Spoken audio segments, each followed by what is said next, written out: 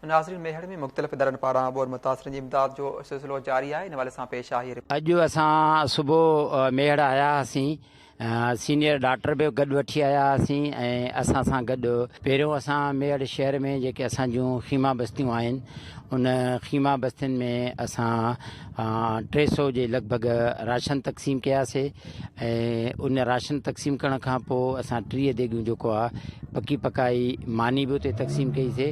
उन खां पोइ ॿिनि ॿेड़ियुनि ते असां सामान रखी करे हेॾे पाणी में जेके फाथल ॻोठाणा आहिनि उन्हनि ॾे असां आयासीं। बसि हिकु चकर ॾेई विया, 5 किलो अटो, 5 किलो चांवर, किलो दाल ॾेई विया। पोइ अलाए फौजी आहे ॿेड़ीअ ते आया, सुञाणूं त असां न पिया, अलाए कहिड़ा उहे ई आया।